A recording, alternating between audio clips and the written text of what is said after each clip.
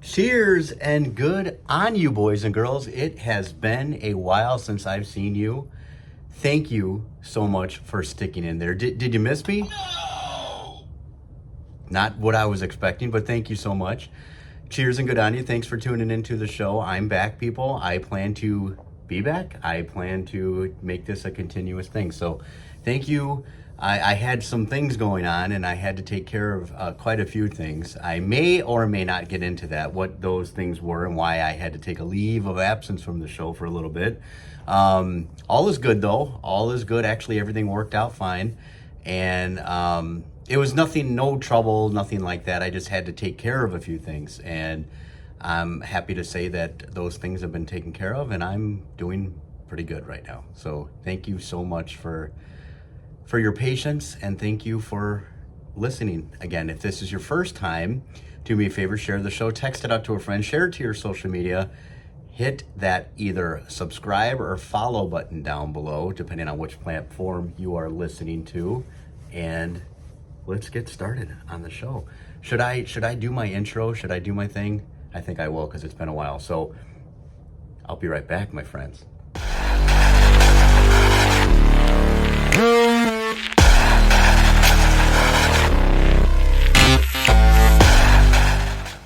All right, so bear with me. I might be a little rusty. It's been a while since I've done this. I do have some notes in front of me and a few things I wanted to discuss. And I want to, I guess, make this show is not going to be just politics. There's no way I'm doing that. The political world has, I think for the most part, ruined a lot of people. We can't even have public discussions anymore. As an example, I'll give you a really good example. Carrie Underwood is supposed to perform at Trump's inauguration in just a few days from now as I record this. And of course, she's catching a bunch of heat and a bunch of backlash. And so one of the things I wanted to talk about is why I believe very strongly the Democrats lost and why they're not learning from their mistakes. And it's quite obvious. Now, you should be able to support whoever you want. And we should be able to have dialogue and discussion. If you clearly look at one side of the aisle, that's allowed. The right really, for the most part, doesn't condemn people. Now, you could say, oh, there's cancellations, there's things. I just think it's not really cancellations. Like if we go back to like the Bud Light thing, for example, that's not a cancellation. That's just like, listen, we're not going to purchase your products. There's a huge difference between someone being canceled because of their beliefs and just, we're not down with that, I'm not participating in that. There's a big difference. If you would ask just about any, and I hate the fact that it's just divided into like Trump supporters versus, but just ask any sane person out there. Should Bud Light be banned? Now I know this is going a little back, but I got some catching up to do. But the bottom line is like, no, I don't think Bud Light should be banned. But if you don't like a certain direction that they're taking, you could say, I'm not participating in that. I'm not giving you my hard-earned money. There's a big difference between you should be canceled, you shouldn't be able to do that versus I'm not going to participate in it. Huge difference. And I think that's the distinction that a lot of people lose. If you're on the right, like as an example, I don't know if this is going to quite happen because yes, the pendulum did swing too far. The left took it way too far and it is starting to come back. Whether or not Carrie Underwood gets canceled or not is a little bit different now. But if you would have taken this like 2 years ago, 3 years ago, 4 years ago, Carrie Underwood would be canceled because she wants to perform for Trump. And by the way, I don't think her necessarily, I read a little bit about it. She doesn't necessarily want to perform for Trump. She said, and I quote, she loves her country. It's an honor to be able to perform at a president's inauguration. So again, big differences. If you look at like Facebook and you look at Mark Zuckerberg, he's changed his ways apparently. Okay, now I don't quite buy into that. I don't quite believe it, although I'm still happy at some of the changes that are happening. And here's why I don't believe it. Now, the changes should be embraced. We should say, okay, he's making some real changes. Now, of course, the left is all mad now because of the changes he's making. It's funny too when you just look at why does the left hate Elon Musk for free speech? Like he just wants to, this is free speech. They hate him. I actually like Elon Musk quite a bit. So, but they hate him. And why? Because of free speech. Why are they now hating Mark Zuckerberg? Because he's basically saying, listen, this is a free speech platform. We're getting rid of the fact checkers, okay? Now, the one thing that kind of bothers me about that, I do see it as like, oh, he's figuring out he's on the wrong side of the aisle. He better get over here. And whatever his motivations are, listen, he's a businessman. So whatever his motivations are, I think it should be embraced. It should be accepted. So he's doing the right thing now. Now, I think if Kamala would have won, I don't know if he'd be quite making these same decisions. Do you think that? No. So I don't think that would be happening. Now, the one thing that bothers me about it, he's kind of seen the light, and he's kind of, and I'm like, I just think you're doing this as a business move. He banned Trump from Facebook. You could call that slightly, not exactly, but you could kind of pile that into like election interference. You ban Trump when he was running in the 2020 election. He couldn't be on Facebook. He couldn't be on Twitter at the time. So, that's the one thing where it's like, dude. So here's another thing too, and I've talked about this a few times, but since I haven't recorded in a while. But I'm getting back, people. I'm back. I'm going to be back on a regular rotation. So I posted on Facebook, this is a few years ago. I don't really use Facebook at all, almost like non-existent now. But I remember back in, let's say 2019-ish, maybe it was 2020, somewhere in there, I posted a picture of Biden holding hands with Robert Byrd, a prominent member of the KKK. And one of those weird titles, idiotic titles that the KKK had, like the Graham Poobah Wizard of Supremacy, some stupid stuff. And Facebook, all I said was, this is Joe Biden holding hands with Robert Byrd. It's a factual picture. It's a factual statement, what I said, because they were holding hands. It was some kind of victory. Biden was holding Robert Byrd's hand up, okay? Facebook fact-checked me at the time and suppressed the post and said that, however they said it, but this is fact check. This is not true. Biden never ran with Robert Byrd, and I was like, I didn't say that. I just said, here's Biden holding hands. Now, as a test, some of you may remember this. The loyal listeners out there who I love, you may remember this. I posted a post. Now it was a fake post. But when that happened, I was like, well, I'm going to test the waters here. I'm going to see if this is a one-way street. So I posted Trump is Hitler. Okay, now obviously I don't believe that. I do support Trump, but I posted Trump is Hitler. Never fact check, by the way. So Biden holding hands with Robert Byrd, which is a fact, gets fact checked. How are you fact checking an actual fact? And saying that I'm wrong, okay? But you did. And then I post Trump is Hitler as a test, never gets fact checked. So then I waited several weeks, reposted it, still left unfact checked. I waited several months, reposted it, still not fact checked. So somewhat aggressively, I kept posting it. I'm like, I want this to get fact checked. So according to Facebook at the time, Trump is Hitler, okay? But oh no, what you're seeing, this is an actual photo of Robert Byrd and Biden holding hands. No. What you see is not real. So those are the inconsistencies that I'm not excited about. I think Zuckerberg is kind of like, well, I see which side's winning. Let me, it's like the classic stories. They used to do this like in old TV shows and movies where it's like this side's winning. So like, oh yeah, Eddie Haskell, I'm going to kiss their butt. And then like, oh, this side's winning. So let me go over here and hey, can I do anything for you? That's what it seems like. And that's what it feels like now at the same time. Zuckerberg was recently on Joe Rogan, and some of the things he did make sense. He said he was raised with all sisters. He's got whatever it was, like 2 or 3 daughters and a wife, and it's a very feminine type of upbringing and household that he's involved in. He started getting into like jujitsu, and it started becoming manly. In fact, when Trump got shot in the ear, Zuckerberg said something like, and then Trump immediately gets up and says, "Fight, fight, fight." I think if I might be slightly off on the actual quote, but I think Zuckerberg at the time said that's badass or that's hardcore or that's something like that. So there's elements of everything, and listen, people do change. So I'm willing to give this as like a win on our side, but I think again, I'm a little still like, you banned Trump, dude. Like you didn't ban Biden. You suppressed the laptop, and Hunter Biden's laptop, of course. All the misinformation. It's just so funny what was fact checked. You got to put things in perspective. People forget real quick here. I had my show, and I still do. I'll put this up on YouTube as well.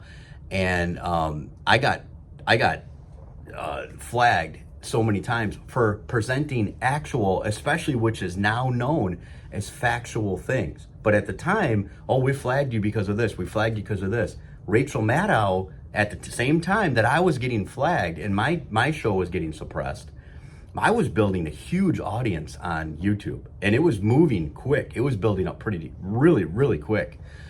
It hurt my show because I pulled everything off. I'm like, well, I'm just not gonna go with that. So I know that I would be way up there at this point in YouTube subscribers, but I pulled back because of it. They just kept flagging me. But Rachel Maddow at the same time says, get the COVID vaccine. You cannot get COVID. You cannot spread COVID if you get this vaccine. That's not factual. The things that I said were actually factual, but nope, fact check, flagged. So, these things, and Zuckerberg saying that the FBI visited Facebook and said, you've got to pull this, you've got to pull this. But that's not election interference? Yes, it is. Yes, it is. Biden can say whatever he wants. Biden can do whatever he wants. We're gonna work for him. We're gonna hide information we don't want the public to see. But lies about Trump, throw him up there. Trump's Hitler. It's fine. So you could see like, and by the way too, like I said, I wanted to talk about like why I believe they lost. The Democrats lost. There's many reasons, but I think if it's the constant. If you vote for Trump, you're a racist, you're a white supremacist, you're Hitler, you're supporting Hitler, you're a Nazi, and just keep digging into that. Look at how Hollywood tried so hard, and again, all these social media platforms, they tried so hard to get Biden and then of course Kamala Harris elected. They did everything in their power, and they said if you vote for Trump, you're like, all the Hollywood elites. They all, with all their power, with all their airtime, The View, all of it. And it didn't do anything. Trump still won.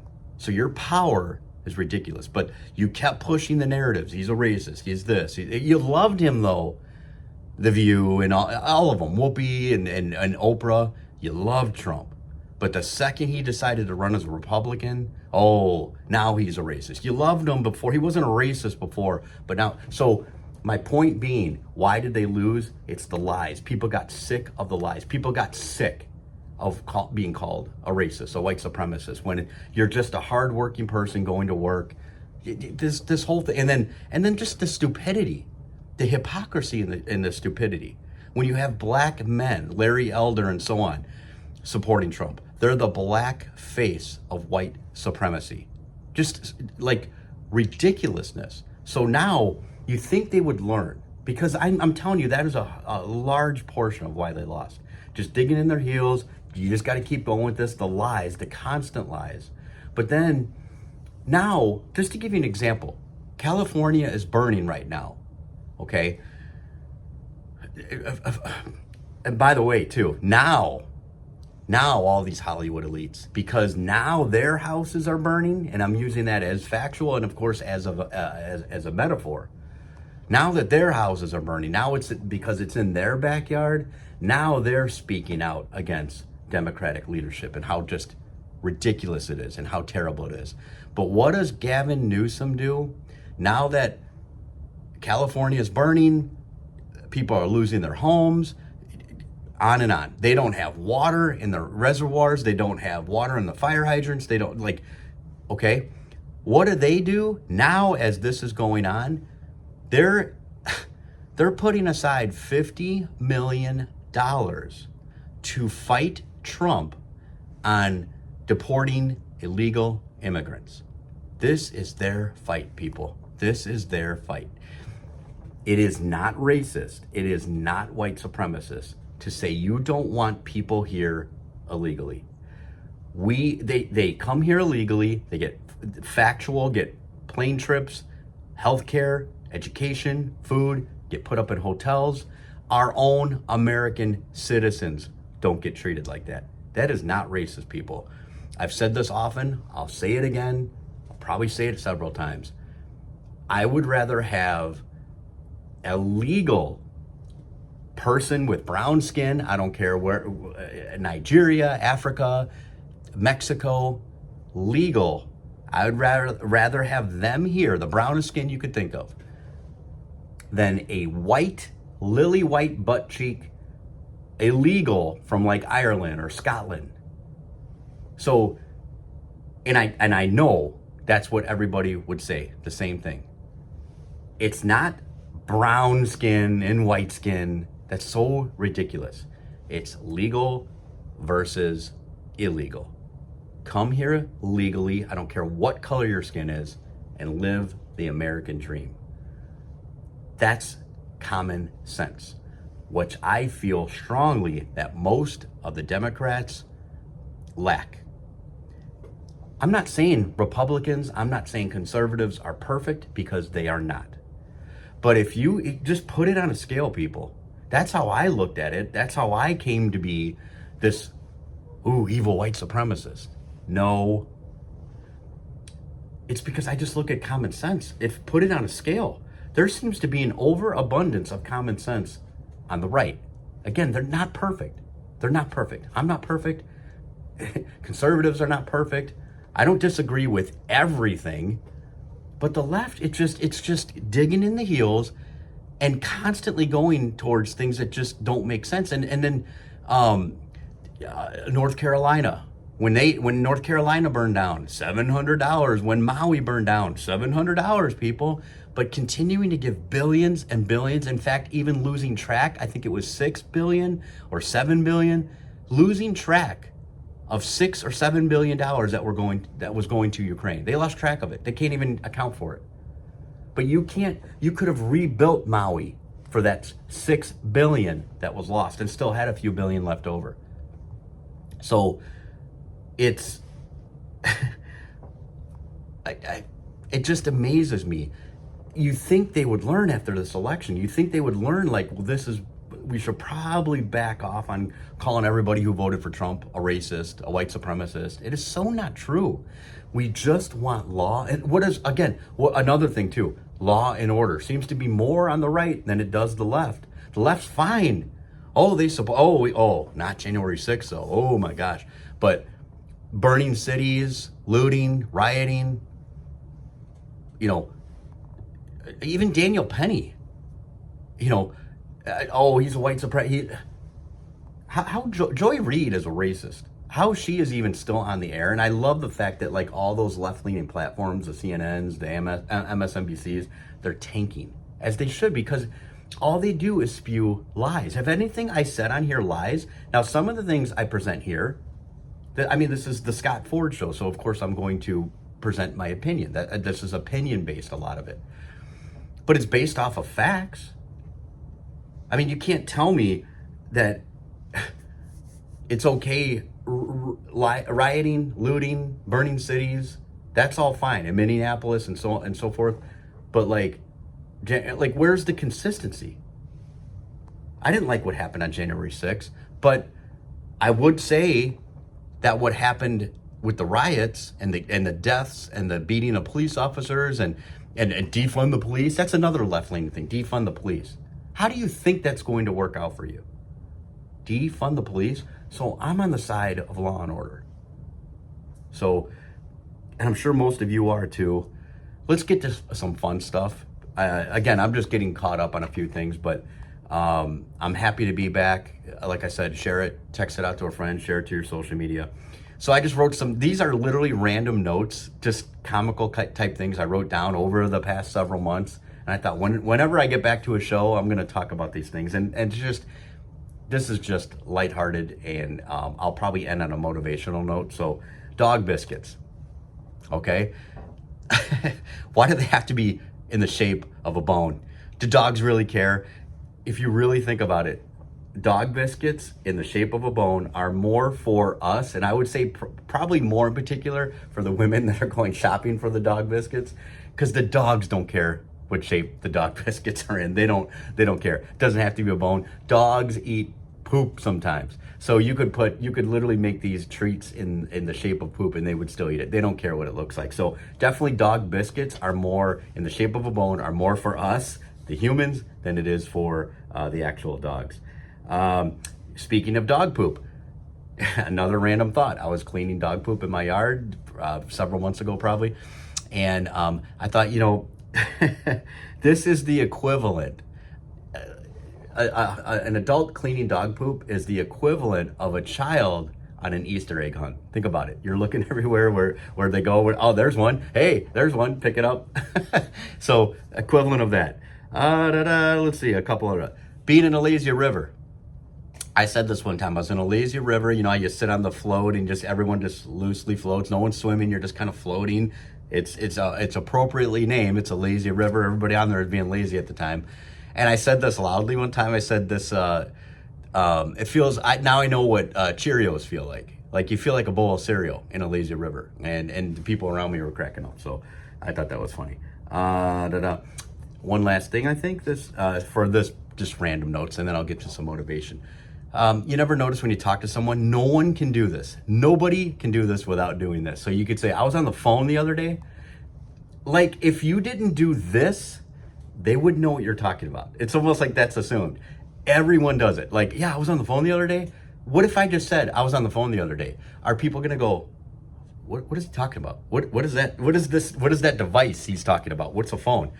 But it is funny, like we're programmed, and we don't do that for everything, but yet there's certain things for some reason where we like the phone, like I was on the phone the other day. Just say I was on the phone the other day. That's a weird one. So motivation, people, listen, I went through some hard times, and that's kind of why I was gone. Not everything, but there's certain things. Like I said, maybe I'll do a show specifically on that, and I'll talk about it a little bit. But just stay true to yourself and work hard. I tell you, this is for maybe some of the younger people that are starting to make a path into a career. I tell this to my daughter all the time. I preach it all the time. Learn customer service. If you want to go far in just about any career, learn customer service. I promise you, you're going to get more promotions if you become a master at it. And it is the easiest thing to do. That's the funny thing. Customer service is not hard. Just be accommodating. Give a smile. Offer a client a drink. Would you like a cup of coffee? I'd be happy to get it for you, Bob. Something like that. Little things like that go a very long way. One thing that I live my life by, and it's part of what got me out of. I mean, I'll give you a slight hint. When the pandemic happened, it ruined my business. Therefore, it ruined my finances. I've had to climb back up for a while now. And the lessons I've learned from it, though, are amazing, because I was used to, for a long time, making this much money. And I was doing great, and I was doing awesome. In fact, I was making stupid money. And then when that hit, I almost lost my house, because I'm in a sales organization. And when that pandemic hit, so when you're used to seeing, I'm just going to give random examples. If I see 10 or 15 or 20 people a week, and then it went to maybe 1 or 2 every 3 weeks for 3 years, okay, my finances,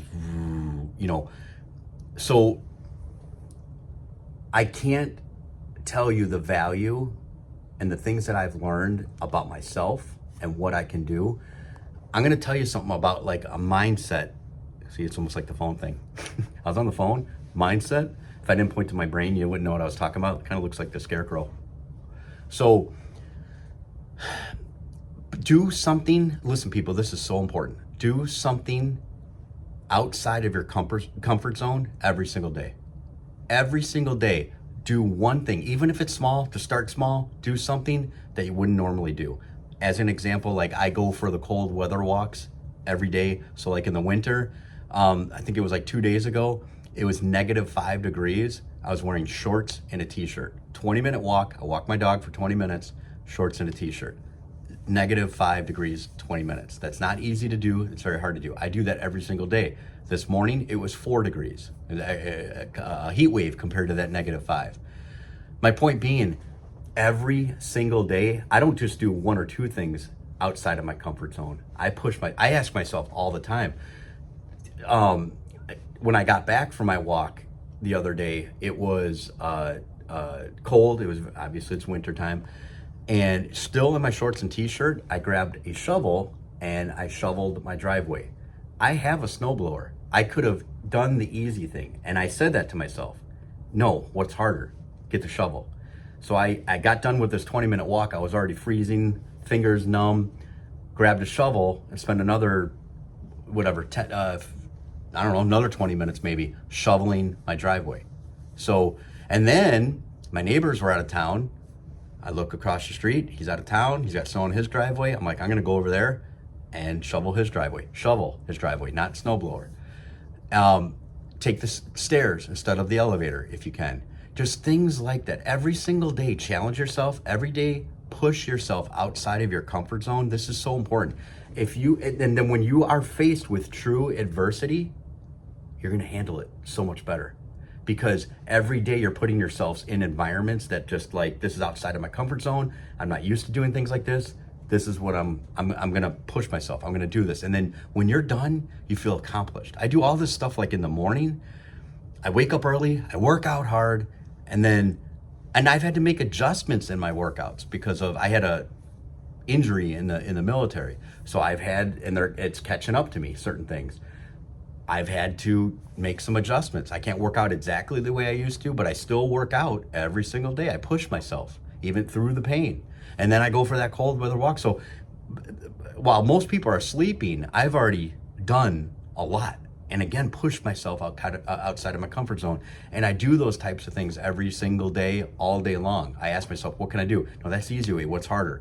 And I usually pick the harder way, not the easy way. See, we live in a society now, and you could see we're weak. You could see the society. It's pampered. I don't like it. I don't like it at all. Don't take the easy route. Take the hard route.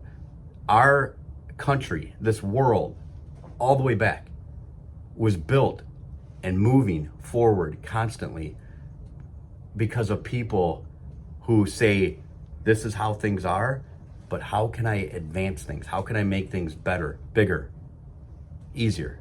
Now, ironically, make them easier, but you yourself take the hard route. It's because of people that said, I'm going to do that. These certain things that just didn't exist.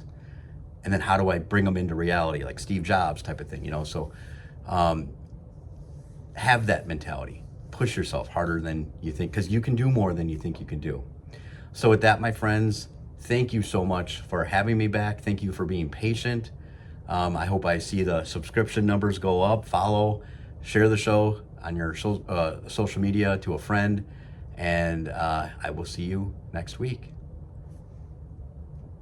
Enjoy your life.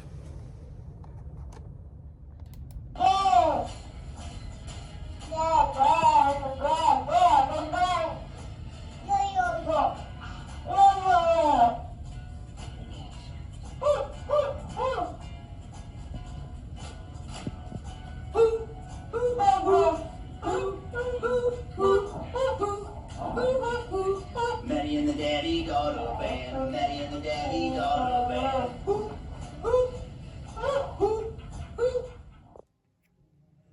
Daddy, Daddy, you're so awesome. Daddy, Daddy, you're so